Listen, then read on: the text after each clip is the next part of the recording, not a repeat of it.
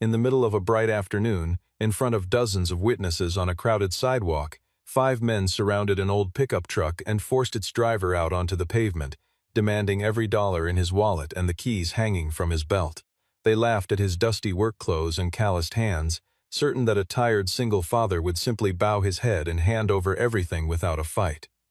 None of them noticed the calm, measuring look in his eyes, a look that had once belonged to a man who walked through the most dangerous operations a Navy SEAL platoon could be given.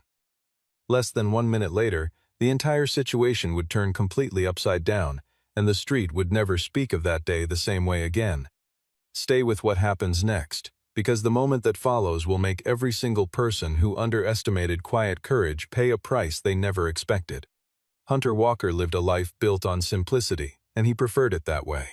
He owned a small auto repair shop at the edge of town, the kind of place with a hand-painted sign and a bell over the door that rang every time a regular customer walked in for an oil change or a friendly conversation. People in the neighborhood liked him because he never overcharged, never lied about what a car actually needed, and always found 5 extra minutes to check a worried mother's brakes for free. He had been raising his son alone for years now, ever since his wife passed away, and his entire world had quietly rearranged itself around school pickups, packed lunches, and the small rituals of a 2-person household trying to feel whole. Nobody in town knew that before the grease-stained overalls and the modest garage, Hunter had spent nearly 2 decades of his life inside a Navy SEAL platoon, moving through conflict zones most civilians would never be able to locate on a map. He had folded that entire chapter away like a uniform packed at the bottom of a closet, choosing instead to build something smaller, softer, and entirely his own. Still, certain habits refused to fade no matter how many years passed since his last deployment. Whenever Hunter walked into any restaurant or waiting room, he would instinctively choose the seat facing the door, positioning himself so no one could approach him from behind without his notice. His eyes would sweep a room in seconds, cataloging exits, distances, and anything that looked slightly out of place, all without him consciously deciding to do it. Neighbors sometimes joked that he had eyes in the back of his head, teasing him about how fast he reacted when a wrench slipped or a car backfired somewhere down the block. Faint scars traced along his forearms and one shoulder, pale lines that customers occasionally noticed and asked about, and Hunter would simply shrug and mention an old accident from his younger years. Nobody pressed further, because nothing about his gentle demeanor suggested there was a darker, more dangerous story sitting quietly beneath the surface, waiting for a reason to resurface. The town where Hunter had chosen to rebuild his life was ordinary in almost every way, filled with family-owned diners, small hardware stores, and porches where people still waved at passing cars. It was the kind of place where a man could disappear into an unremarkable routine, and for years that was exactly what Hunter wanted. He drove his son to school in the mornings, worked long hours fixing transmissions and replacing brake pads, and spent his evenings making sure homework got finished before bedtime. There was a steadiness to his days that felt earned, a peace he had fought hard to build after losing so much. He rarely spoke about his past, not out of secrecy, but because he genuinely believed that chapter of his life belonged to a version of himself he no longer needed to be. What none of his neighbors realized was that the very qualities that made him such a reliable mechanic and devoted father were the same instincts forged under fire, patience, discipline, and an unshakable calm that revealed itself only when the situation demanded it. Trouble had been creeping into the neighborhood long before that afternoon on the sidewalk, arriving quietly at first and growing bolder with each passing month. A man named Brandon Cole had built a small but menacing crew of 5 men who moved through the local shops like they owned the sidewalks beneath their feet. They collected so-called protection money from struggling store owners, threatened anyone who refused to pay, and made it clear through intimidation alone that resistance would cost far more than compliance. Hunter had watched this unfold more than once from behind the counter of his own shop, his jaw tightening every time he saw Brandon's men corner another frightened business owner. He told himself again and again that it was not his fight to pick, that his responsibility began and ended with his son and the 4 walls of his garage. Peace, he reminded himself, was something he had paid for in ways nobody around him could imagine, and he was not eager to trade it away for a conflict that was not his own. That fragile boundary nearly broke the day an elderly man who ran the corner grocery store was beaten badly for being 3 days late on a payment he never should have owed in the first place. Hunter heard about it within hours, the story spreading through the neighborhood like a match dropped in dry grass, and something in his chest tightened at the image of an old man lying on the floor of his own shop. He did not confront Brandon publicly, did not make a scene or announce his intentions to anyone, but he quietly began showing up at the grocery store before opening hours, helping restock shelves and repair a broken cooler without ever mentioning why. He left small envelopes of cash near the register some mornings, always anonymous, always enough to cover what had been stolen. Word of the kindness spread faster than Hunter intended, and eventually it reached ears he had hoped it would not. Brandon began asking questions about the mechanic who kept interfering in business that was supposedly none of his concern, and what he learned only fed his growing irritation. Brandon Cole was not a man used to being ignored, and the fact that Hunter refused to show fear unsettled him more than open defiance ever could. He watched from a distance as Hunter moved through the neighborhood with the same unbothered calm every single day, never rushing, never flinching, never acknowledging the crew's presence even when they stood directly in his path. To Brandon, that composure looked like disrespect, an insult dressed up as indifference, and he decided that the mechanic needed a lesson in exactly who controlled these streets. He mentioned Hunter's name to his men more than once, calling him a troublemaker who thought he was above the rules everyone else had learned to follow. None of them bothered to ask why a man with such steady hands and such a controlled temper never once raised his voice or backed down. They assumed, as so many had before them, that quiet strength was simply weakness wearing a calmer face. The confrontation Brandon had been planning finally arrived on an ordinary Tuesday afternoon, under a sky so clear and unremarkable that nothing about the day suggested violence was only minutes away. Hunter was driving home from the shop, his mind already drifting toward what to make his son for dinner, when two cars suddenly cut across the road and blocked his path without warning. 5 men climbed out almost in unison, spreading across the street with the practiced confidence of people who had done this before and never once faced real consequences. Brandon stood at the center of them, arms crossed, a smile stretched across his face like he already knew how the next few minutes would unfold. They ordered Hunter out of his truck, demanding his wallet, his keys, and a public display of submission meant to remind the entire block who truly held power here. Onlookers slowed their steps, phones rising instinctively, sensing that something was about to happen that the street would talk about for weeks. One of the men shoved Hunter hard against the side of his own truck before he had even fully stepped out, landing a fist against his jaw simply to set the tone early. Blood welled at the corner of Hunter's mouth, but his expression barely shifted, and that unnatural calm only made Brandon's crew laugh harder among themselves. Someone sneered that a single father with grease under his fingernails had no business standing his ground against 5 men who controlled the entire block. Hunter wiped his mouth with the back of his hand and spoke evenly, without a trace of panic in his voice, warning them plainly that they should walk away while they still could. His words were met with more laughter, more mockery, more shoves meant to strip away whatever dignity he had left in front of the gathering crowd. When Hunter repeated the warning a second time, his voice quieter but somehow heavier, one of the men grew impatient and pulled a knife from his waistband, flashing the blade as though it settled the matter entirely. That single decision changed everything in an instant, because the moment steel entered the equation, Hunter's body responded before his mind even finished processing the threat. What followed was nothing like the movies, nothing exaggerated or theatrical, only economical, brutally efficient movement built from years of training that never truly leaves a person's muscles. He stepped inside the reach of the blade rather than away from it, trapping the man's wrist and redirecting the momentum until the knife clattered uselessly onto the pavement. A second attacker lunged from the side and found himself airborne a heartbeat later. The force of his own charge turned completely against him. Hunter moved between the remaining 3 with a rhythm that looked almost gentle from a distance, each strike measured, each lock applied with exactly enough pressure to disable and not 1 ounce more.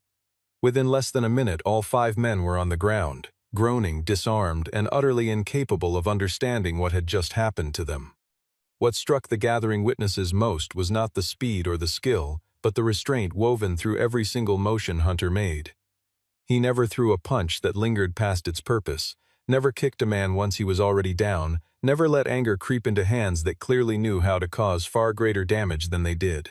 When the last attacker crumpled to the pavement clutching his wrist, Hunter simply stepped back, breathing steady, and glanced toward his truck as though the entire encounter had barely registered as an inconvenience.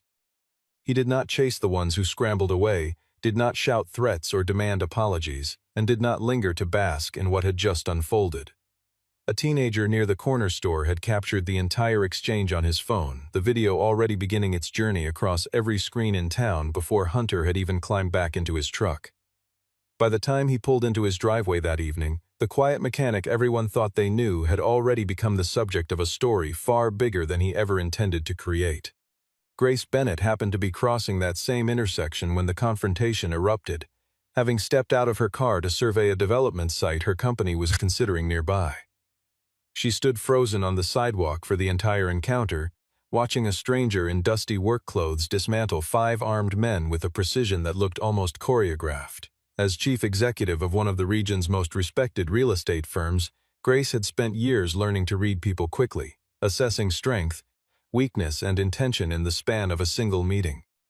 Nothing about the man in front of her fit any category she recognized. Not soldier, not police officer, not the kind of hired protection wealthy clients sometimes employed.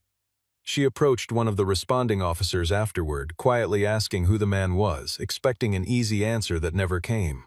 The officer only shrugged, admitting that beyond a name on a driver's license, nobody on the force seemed to know the first thing about him. The mystery lingered with Grace far longer than she expected it to, tugging at her thoughts throughout the rest of her afternoon and into the following morning. She found herself replaying the footage that had already begun circulating locally, watching the same 40 seconds over and over, searching for some detail that might explain what she had witnessed. There was something in the way the man moved, an economy of motion that spoke of training far beyond anything ordinary self-defense classes could teach. Meanwhile, word of the incident reached Brandon Cole far faster than he wanted it to, humiliation spreading through his crew like a fever nobody could break. He gathered his remaining men later that night, jaw tight with barely restrained fury, and made a promise that echoed through the empty warehouse where they met. Next time, he told them, it would not be 5 men standing against the mechanic, it would be far more, and the outcome would look nothing like the embarrassment they had just endured. Grace could not shake the feeling that there was more to this story than a single act of self-defense caught on camera, and her instincts as a businesswoman rarely steered her wrong. She began asking quiet questions around town, careful not to draw attention to her curiosity, piecing together fragments from neighbors who spoke fondly of the mechanic without knowing much beyond his kindness and reliability. Nobody could tell her where he had lived before arriving in town, what he had done before opening his shop, or why his eyes carried the particular weight they did whenever a conversation drifted too close to his past. The contradiction fascinated her, a man capable of such controlled violence, who spent his days repairing brakes and helping elderly customers carry groceries to their cars. She decided, almost without fully admitting it to herself, that she wanted to understand him, not as a curiosity to satisfy idle interest, but as someone whose story felt important in ways she could not yet articulate. That decision would eventually pull her far deeper into Hunter Walker's world than either of them could have predicted on that ordinary Tuesday afternoon. Grace eventually used connections built over years in business to quietly learn the truth about the man who had captured her attention so completely. Public records, old service announcements, and a handful of careful phone calls revealed that Hunter Walker had spent nearly 2 decades as a Navy SEAL, deployed across some of the most dangerous regions in the world during his years of active service. He had been decorated multiple times for actions he never spoke about publicly, commendations that sat in a drawer somewhere rather than framed on a wall for visitors to admire. His military career had ended not because of injury or scandal, but because he chose to walk away after losing his wife, unwilling to leave his young son without at least one parent physically present in his life. Several private security firms and government contractors had apparently offered him substantial salaries in the years since, positions that would have paid many times what his small repair shop could ever generate. Hunter had turned every single one down, choosing instead the quiet, unglamorous life of fixing cars and raising his son in a town where nobody needed to know his history. The more Grace learned, the more her admiration deepened into something she had not expected to feel for a man she barely knew. She began finding reasons to visit his shop, first bringing her own car in for minor issues that did not truly need attention, then simply stopping by during her lunch hours to talk. Their conversations started slowly, careful and measured on both sides, 2 people who had each built walls around themselves for very different reasons. Hunter spoke little about his service, but he spoke often about his son, about the town, about the small satisfactions of honest work done well. Grace found herself drawn not to the soldier hidden in his past, but to the steady, unpretentious man sitting across from her, someone who never postured or performed for her benefit. Neither of them rushed toward anything resembling romance, content instead to let a quiet respect grow naturally between two people who recognized something rare in each other. While that gentle connection deepened week by week, Brandon Cole's fury had curdled into something far more calculated than simple street violence. He reported back to the local construction magnate who funded much of his operation, a man named Richard Voss who had built his fortune through aggressive land acquisition and a willingness to bend rules whenever profit demanded it. Voss listened to Brandon's account of the humiliating defeat with cold, calculating patience, more interested in the mechanic's usefulness as an obstacle than in avenging wounded pride. He understood that Hunter's shop sat directly within a block Voss intended to acquire for a new development, and a mechanic capable of publicly humiliating 5 armed men represented exactly the kind of resistance that could derail months of careful planning. Voss instructed Brandon to escalate matters, but with more precision this time, less street brawling and more deliberate pressure applied through channels the mechanic would find far harder to fight. It was the first sign that this conflict had roots reaching far deeper than a simple neighborhood turf war, connecting to corruption that extended well beyond anything either Hunter or Grace had yet realized. Brandon's crew grew larger in the following weeks, absorbing new members funded quietly through Richard Voss, and their tactics shifted away from open confrontation towards something far harder to fight in daylight. Fabricated complaints began appearing against Hunter's shop, anonymous calls to the city, claiming safety violations that inspectors were suddenly eager to investigate despite years of clean records.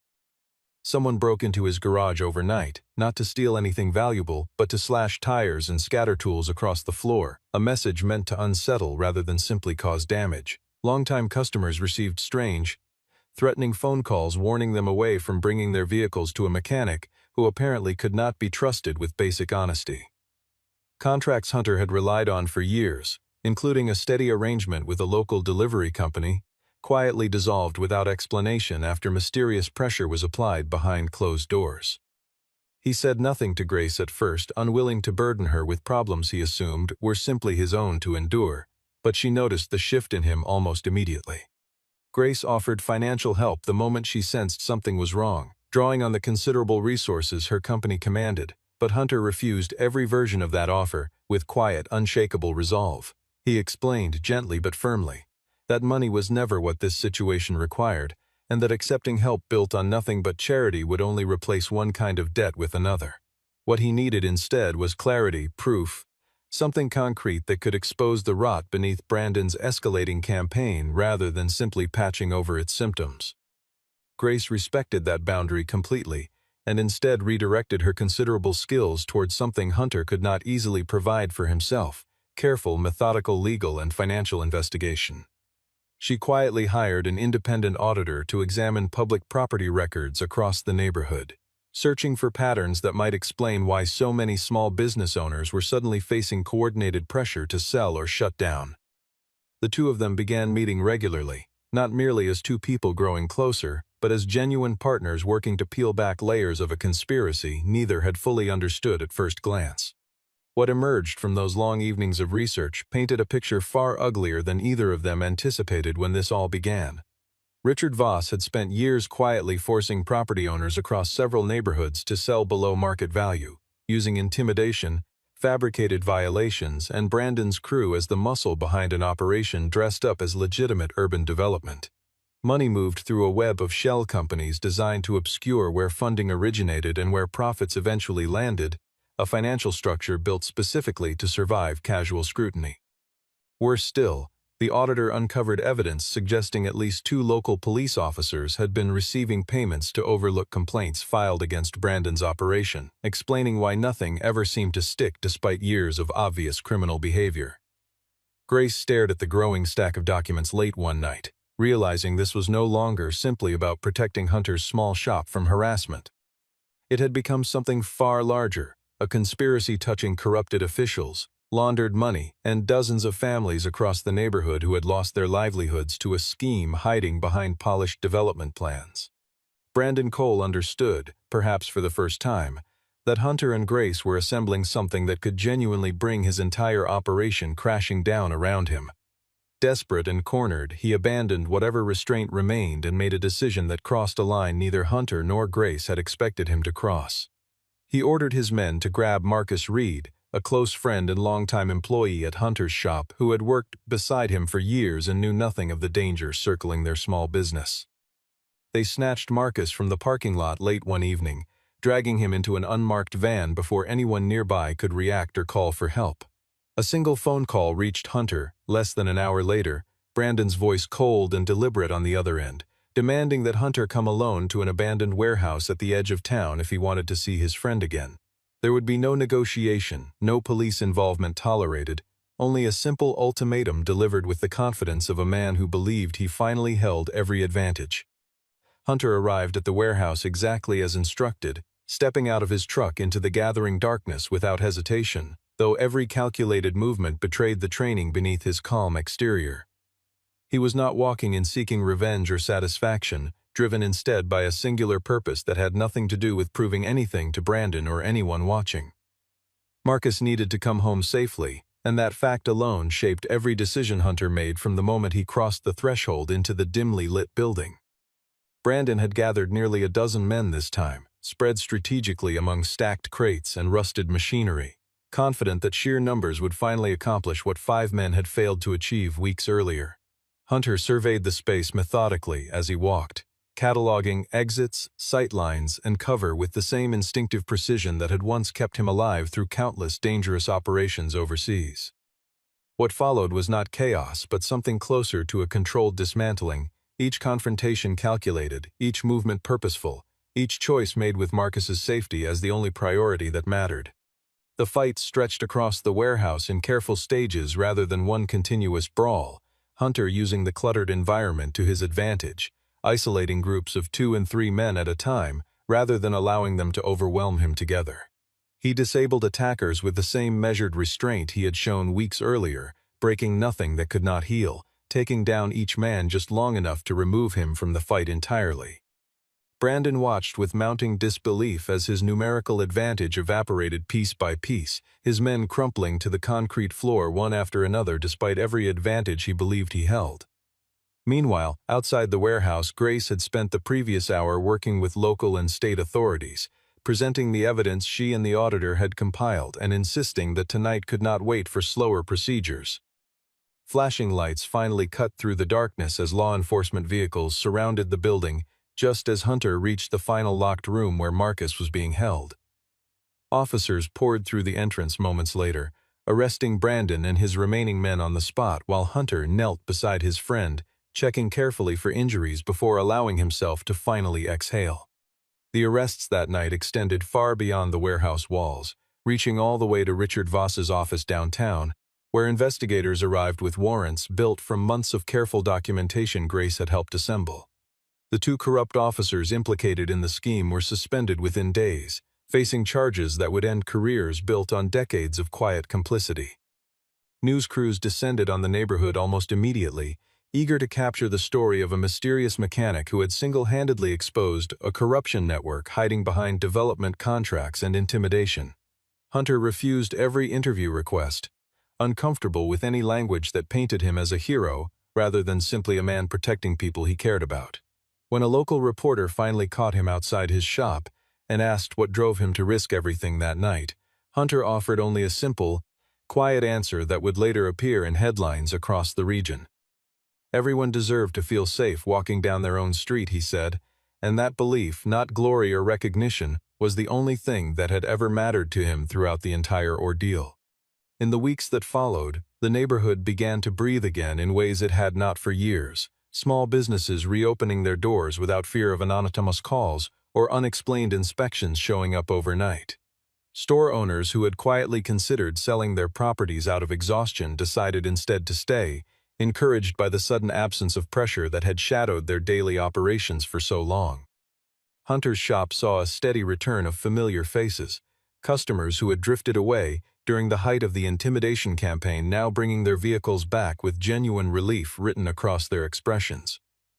Grace committed a significant portion of her company's resources toward rebuilding what Voss's scheme had damaged, though she structured her involvement carefully, refusing to repeat the same predatory patterns that had caused so much harm. She established a community fund designed specifically to support small business owners through low-interest loans and mentorship, insisting that any development in the area happen with residents as genuine partners rather than obstacles to remove. The distinction mattered enormously to both Hunter and Grace, neither of them interested in simply replacing one form of control with another dressed in gentler language. Hunter continued running his shop exactly as he always had, waking early, working with his hands, and picking his son up from school every afternoon without fail. The only real difference now was the frequency with which a certain black sedan appeared in his parking lot, often for reasons that grew increasingly difficult to justify with each passing visit. Grace would arrive claiming some minor issue with her tires or an unusual sound beneath the hood, problems that somehow never quite required the extensive repairs she initially described. Hunter noticed the pattern early on but said nothing, choosing instead to simply welcome her visits with the same quiet warmth he extended to every person who walked through his door. Their conversations grew longer with each meeting, stretching well past closing time some evenings, filled with easy laughter that neither of them had expected to find again after everything they had separately endured. Neither rushed to name what was growing between them, content instead to let trust build slowly, the same way Hunter approached everything important in his life, deliberately and without pretense. Word spread naturally through the neighborhood about the unlikely friendship between the mechanic and the CEO, though most people were careful never to comment on it directly, sensing something delicate that deserved space rather than gossip. Hunter's son, still too young to fully understand everything that had happened, simply noticed that his father smiled more often now, a change subtle enough that only someone who loved him closely would catch it. Neighbors who had known Hunter for years remarked quietly to one another that something in him seemed different lately, lighter somehow, as though a weight he had carried silently for a long time had finally begun to lift. Nobody could quite articulate what had changed, only that the mechanic who once kept to himself now lingered a little longer in conversations, laughed a little easier, and seemed genuinely present in ways he had not allowed himself to be for years. For the first time since losing his wife, Hunter found himself looking forward to something beyond the steady rhythm of work and parenting, though he was careful not to name that feeling too quickly, even to himself. Several months after that violent night in the warehouse, Grace finally worked up the courage to ask Hunter to dinner, though she deliberately chose somewhere far removed from the polished restaurants where she usually entertained business partners and clients. She suggested a small, unpretentious diner near his shop instead, a place he had mentioned once, in passing, as somewhere he used to visit with his wife years earlier. Hunter agreed without hesitation, arriving that evening in a clean shirt rather than his usual work clothes, looking slightly out of place in his own careful effort to mark the occasion as something meaningful. They talked for hours over simple food, conversation drifting easily between memories of loss, quiet reflections on everything they had survived, and the tentative hope both of them had been reluctant to voice aloud. Grace admitted, somewhere between the main course and dessert, that her admiration for him had never truly been rooted in his military past or the skill he displayed that first afternoon on the sidewalk. What had moved her most, she confessed, was watching him choose to protect people again and again, long after he had every reason and every right to simply walk away. Hunter listened quietly, turning her words over the way he approached most things in life, carefully and without rushing toward an answer he had not fully considered. When he finally spoke, his voice carried the same steady calm that had defined him through every crisis this story had put in front of him. A uniform, he told her, could be folded away and packed into a closet somewhere, but the responsibility a person carried toward others never truly left, no matter how many years passed or how ordinary a life someone tried to build afterward. Grace smiled at that, recognizing in his answer the same quiet conviction that had first caught her attention months earlier on that chaotic sidewalk. Neither of them needed grand declarations or dramatic gestures to understand that something real had settled between them, patient and unhurried in the way all lasting things eventually proved to be. The story of Hunter Walker and Grace Bennett did not end with fireworks or sweeping speeches, but with something far quieter and, in its own way, far more meaningful. On a warm evening not long after that dinner, Hunter locked the door of his shop at the end of a long day, the familiar click of the latch echoing softly across the empty lot. Grace stood waiting beside her car, exactly where she had begun standing more evenings than either of them cared to count, sunlight stretching long and golden across the pavement between them. He crossed the distance without a word, and together they walked slowly down the street, past the shops that had reopened, past neighbors who nodded warmly in their direction, toward whatever came next for both of them. There was no need for grand promises or elaborate declarations of love, only the simple, steady comfort of two people who had each found, in the other, someone worth trusting completely. A single father who had rediscovered a version of happiness he thought he had lost forever, and a woman who had finally found a man whose strength revealed itself not through what he could destroy, but through everything he chose, quietly and consistently, to protect.